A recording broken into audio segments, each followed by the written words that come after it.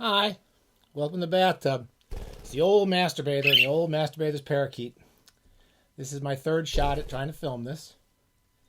She was perfectly good until she heard the beeping of the camera. It just sets her. Talk about Pavlov's parakeet. So, if you're not going to stop, okay, here we go. I went downstairs and got this. There we go. We're going to be okay. This is the post-tech Howdy Pardner episode of the Bathtub. We have the post-tech, and we have the no pixels, and we have the cruel light of day. No fancy lighting. No whiteboard. The whiteboards we're giving it away if you want it. Okay, Dodo. Pure mineral spring water from the refrigerator. So it's not really mineral spring. It's filtered water from the refrigerator. And the Howdy Partner thing we just added because we couldn't shut her up. But it's a good time to start the Howdy Partner edition of Bathtub because we're into one of those various episodes that we do, so we don't have to think of things to say. If we have a gimmick, then we don't have to come up with anything to say. And the gimmick for these series is basically we're just reading through all of Cormac McCarthy's books in chronological order in order to get to his two new books, Stella Maris and The Passenger. Yeah, I'm sure you'll correct me if I'm wrong. He's got two new novels that came out like 6 months apart, and I haven't read them. I have no idea what they are. Some of our bathing buddies have told me that they're quite good. But in order to read, I wanted to read my way up to them, so I finished finally a couple of weeks ago now. I've been I'm either remiss in doing these bathtub talks, or I'm overly conscientious and I do 2 or 3 or 4 at once. Today we're doing 2 or 3. The third volume of the Border Trilogy by Cormac McCarthy. We've talked already about All the Pretty Horses and the second novel, and I still think the gem of the series is the second one, The Crossing. And these all came out in the late 80s, early 90s, over a period of a few years. I reviewed all of them, I think, for The Independent when they came out, and I liked them all. I preferred the Crossing, as we've already talked about. But the main premise is it's kind of like Mexico as it functions in a lot of American movies and mythology. I think I can take this off now.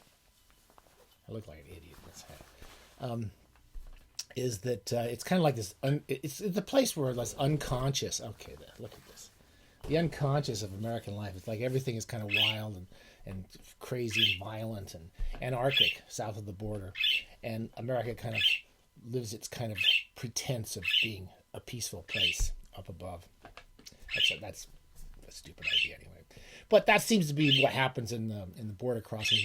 We're constantly going back and forth between this kind of fairly sedate world and then this kind of violent world south of the border, where these young boys, Billy Parham and John Grady Cole. John Grady Cole is the hero of All the Pretty Horses. Billy Parham and his brother are the kind of central figures of The Crossing, the second novel in the series. And they're an interesting series in many ways because they're pretty much the only really good people. They're actually good people. Most of Cormac McCarthy's characters are just, they're like the guy in Child of God. They're just completely twisted, evil, crazy people. And usually the crazy, awful, violent people tend to run the world. It's like in Blood Meridian when you got the kid and that crazy old Pat Garrett type death figure of I forget, the judge running around. And most of the characters are pretty horrible, but these are pretty nice kids. They're nice guys. They want to do well. They believe in doing good hard work for a day's dollar and so forth. And they're talented. They actually have talent for nature, for the world. My favorite passage of the series is the first 100 pages of The Crossing, in which Billy traps a wolf that has wandered up from Mexico and in this area around New Mexico, Texas areas. He catches this wolf and he decides to take it back to its home. I think it's a bitch. I think he wants her to get her back to. I think he believes there's puppies, but there's also a nest of puppies in Cities of the Plain.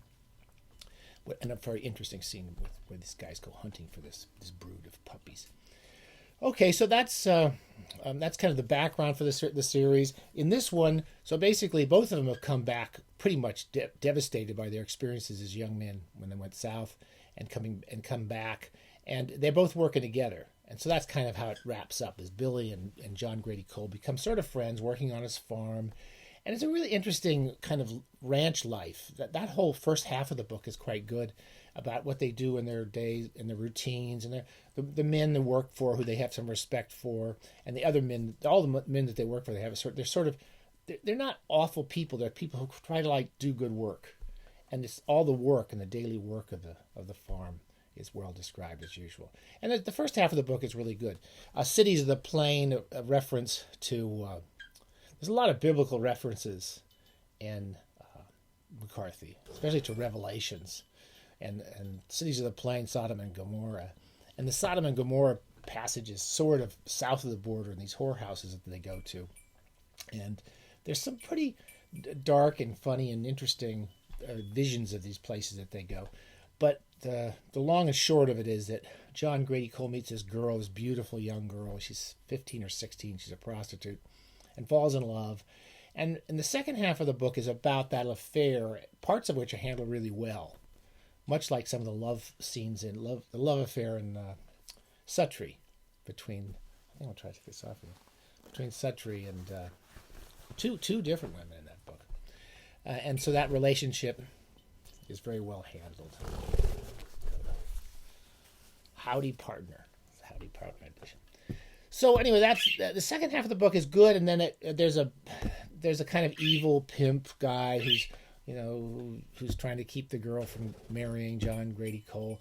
And I have to say the last quarter of the book, I wasn't as happy with it. I kind of felt it becomes a little predictable to me.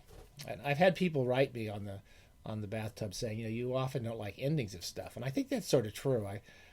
I'm often, the writers I like best, people like Simonon and Brian Moore, and even the short story writers like Chekhov and Flaubert, I think that there's something about the endings of their books that always keep me interested, and I'm never certain exactly what's going to happen, but I'm drawn into the book all the way through to the end. And there's a certain passages, particularly in the first and third volume of this series, where I feel like there's a certain point where it's all going bad. It's all going south, as I would say, and things aren't going to go very well for John Grady Cole. And I won't tell you that they don't, but they don't. Okay. So anyway, the last third of it is possibly not as good, and it's not my favorite of the McCarthy novels, but I enjoyed it, and I'm glad I reread it. I probably won't reread the Border. I will probably reread other McCarthy books in my declining years. I hope we don't get to them too soon.